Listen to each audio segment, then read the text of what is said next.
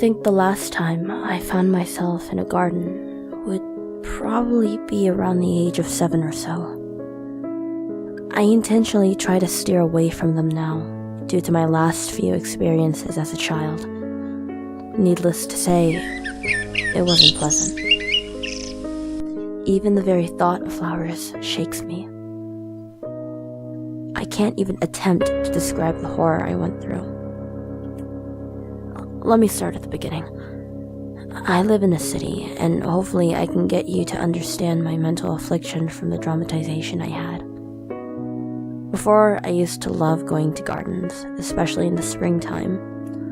Of course, there was the occasional allergy problem of watery eyes and sniffles, but nothing that would have deterred me from begging my parents to take me to a park or a springs preserve.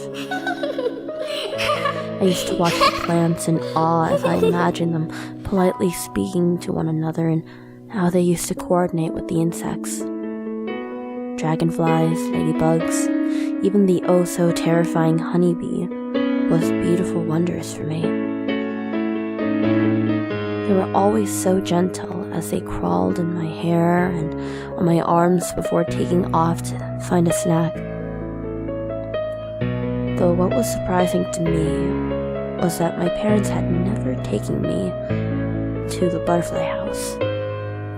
You see, I would spend so much time exploring the other exhibits or playing in the mud pools meant for watering that I hardly even noticed the dainty things.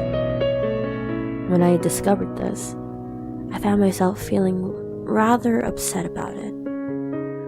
Of course, being the youngest at the time, with my older sibling in school, clubs, or hanging out with friends, my parents were happy to spoil me. They told me that the local garden had this special event happening near the butterfly house, but it was only ever at night. Naturally, as the spoiled kid I was, I wanted to see it. My parents had agreed, but on the condition of us not going until that particular event. A bit reluctant, I agreed, hoping that it was worth the wait. A few days passed, and the anticipation built up inside of me. I hadn't been to a garden for almost a week by my childish count, and this was the night. Soon I'll be spinning around, surrounded by butterflies, and experience what a garden looks like at night. My sister was finally joining us to the garden, probably because she had a date or something. I kind of remember my parents saying for her and her boy to stay close. I don't remember who he was. After all, whoever my sister was dating in puppy love at the time wasn't very interesting at the time.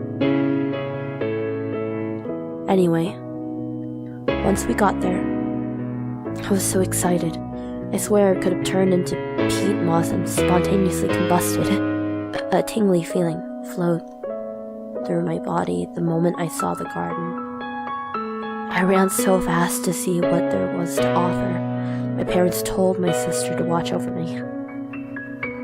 She followed me reluctantly with her guy friend. I went everywhere. Beekeeper's honey stand, the giant ant farm display. There it was. Somehow the reason why we came here, and apparently also the exhibit that was the main stage for the big event. I could recall that I was so at ease in the butterfly house. Many looked like colorful leaves on the pollen plants inside. As I was walking through, I felt this weird, sticky stuff drip on my ear. It was hard to clean up, but I managed to get most of it off.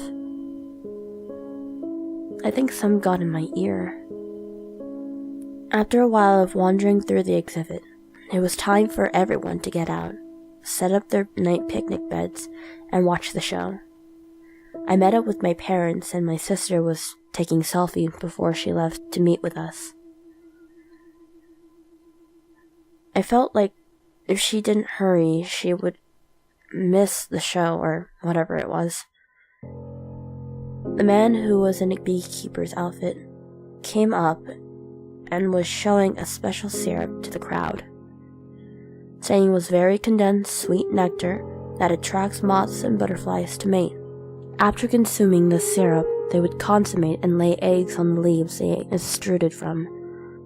He told us that they had glazed all the plants inside the butterfly house with this sweet syrup and would show us what it looked like for over 1 million butterflies to take flight. It was then that they set free the butterflies from their prison. As they all burst out of the open nets, it looked like a beautiful flying rainbow was suddenly free, and they would find a new and happy world after this. It made me feel wonderful. A few butterflies landed on my head, and my family wouldn't stop taking pictures of me. I had to admit, looking back, I did seem very happy with how the situation was at the time. Once it was over, we headed back home. Everyone went to clean themselves up before we went to bed. Granted, I wasn't the best at cleaning myself when I was younger, but I wanted to do it anyway. Things continued as usual, and I had agreed to my parents that I would only go to gardens on events like that point on.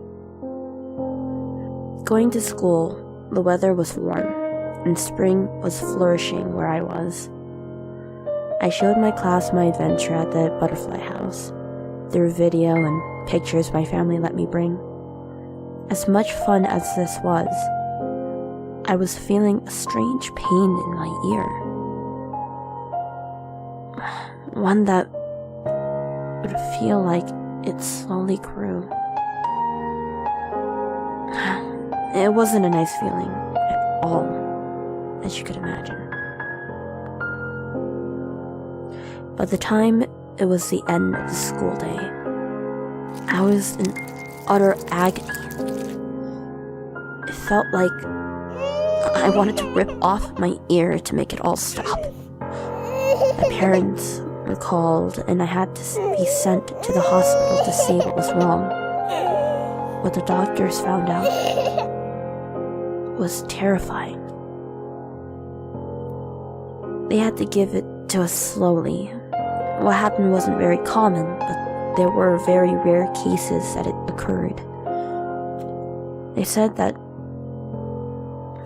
something must have compelled the butterflies to mate on my ear, and ultimately lay eggs on it. Over the past few days, the caterpillars had hatched and crawled in my ear. They were eating me from the inside, and I would need to do an emergency tympanoplasty to remove them. After they got out, my parents gave me some flowers. A window was open in the recovery room. When I went to reach for them, a butterfly had landed on them. I found as long as plants are around, insects would find their way to them. I don't like gardens anymore.